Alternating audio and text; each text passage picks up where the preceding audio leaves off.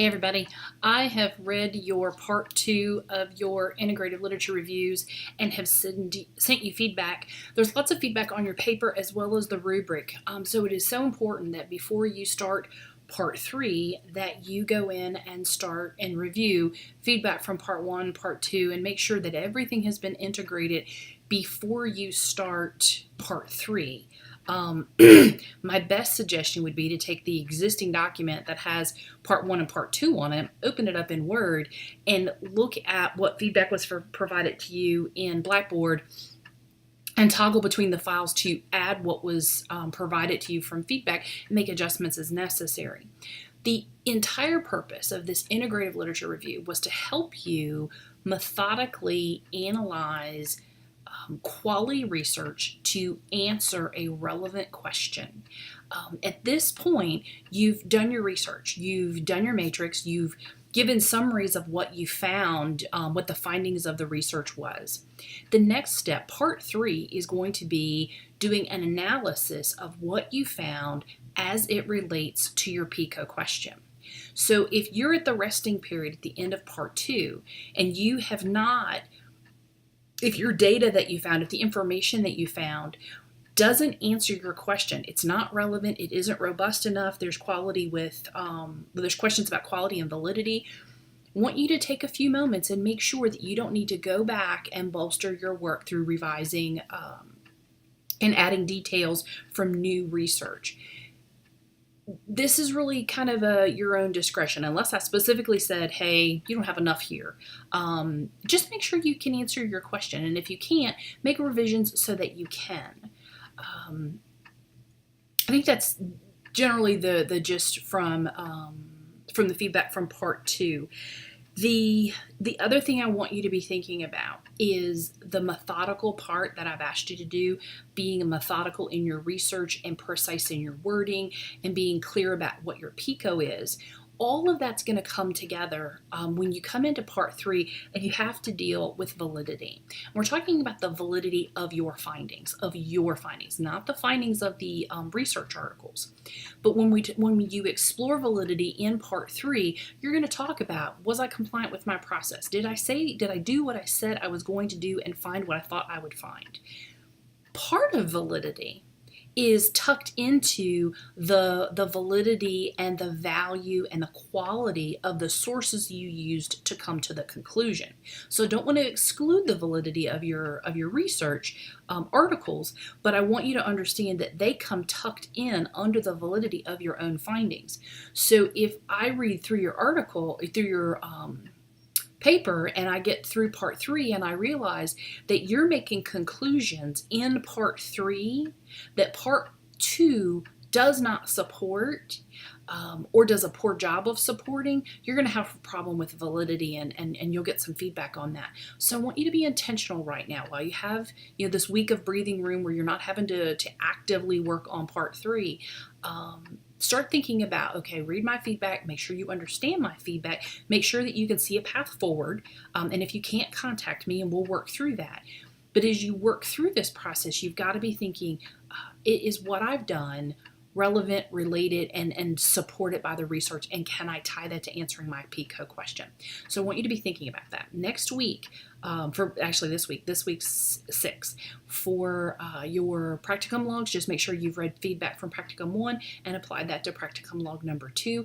Track your hours carefully so that you know where you are with your hour completions and make corrections if there have been any corrections. The next thing is your final version of your portfolio. This is going to be the wrap-up. This is the final attempt to make everything look as polished and professional as possible. This should be a period of a sense of satisfaction. You should be able to look at your portfolio and say, there I am. This is me as a professional. This is a really good sample of who I am. And if I sent this to a interview panel, they could see this and go, oh, okay, we see what she's all about. Let's bring her or him into the office to have an interview. Or if they looked at your application for a promotion, does this platform serve you well? Are you giving evidence of excellent performance and progression in your career? That's really the idea of getting you comfortable with this portfolio format. Part 3 has you doing your sections for service. See, it's service, so professional, community, and faith.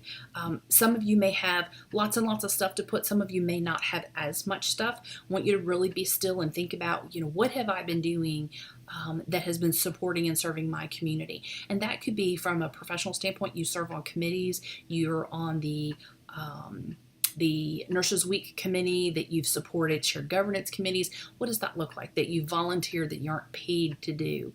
Have you been on a mission trip? Do you serve in your church? Do you sit in the Sunday school? Do you teach Sunday school? Are you a Little League coach? Do you coach women's soccer? What are you doing with all that spare time that I know you have not had for the past 3 years? So reach back a couple of years and make sure that you give that a good attempt. The last part of that assignment is your supporting artifacts. You have 4. The first one is a required one, and that is your goals and objectives that was originally done in 618. You're going to find that file, and you're going to make sure that you have a completed date for each and every goal and objective. Not just the goals, but the objectives. So you should be able to go back through all your practicum logs in Typhon and find out where you were successful in that goal and objective, and you're going to put those dates on there. If for some reason you're pending because you still have hours that you're getting for the last 2 weeks and you still have some work to do on a few of these goals and objectives, that's okay. Just put in parentheses pending completion, the last date of this course. That should be a rarity, not a standard. So if I'm seeing lots of pendings, I'm going to wonder what you've been doing for 3 courses, and we'll have a conversation. You should be wrapping everything up and have evidence of that completion in your practicum logs. So that's the required artifact. The other 3 are up to you. Many of you have already put in a professional picture of yourself. That's an artifact. If you wanted to do an introductory video, you could use the Adobe Spark that I send my weekly announcements with. It's super easy, otherwise I would not use it. Introduce yourself. Tell somebody a little bit about yourself. Give them a flavor of who you are, a professional flavor. You can submit files from academic work. I'm going to encourage you not to submit 3 Word documents that are all papers. Those are not different artifacts, and these do need to be different artifacts. So if you did a picture and a video and a PowerPoint from another class, those would be 3. Be creative with this. Find the things that you felt, I did really good with that. The things that you were really proud of, put those things in there, because again, you want this to be a good sampling of who you are at your best. So my hope is that I've given you some things to think about and some action plans for this week in accomplishing your 2 assignments. But I also want you to be forward thinking about your last part of your integrative literature review. I know that you are tired. We are in week 6, which means you have 2 weeks left. 6, 7, never mind. You have 8. I can't count. You only have 3. Can you tell it's been a long day? Okay, week 6, 3 weeks left. You are well past the halfway point. Hang in there. If you have questions or concerns, if you're struggling with the integrative literature review, set up a time to chat with me. We can work through this. Just know that I'm here. Know that I am praying for your support, praying for your success. But this is tough stuff. So if you feel a little stressed by it, if you feel a little daunted by it, know that that's a normal experience. You are getting ready to get a graduate degree. If you didn't have to hustle for it, it would not be a graduate degree. So if you're at the point of you're really, really tired of hustling and you feel overwhelmed, that's when you need to reach out to me and holler, and let's walk through that together. The idea in these last few assignments is not to break you and make you cry, but to give you time to really think and apply the skills that you've learned through a graduate program. So my hope is that you feel stretched and not broken.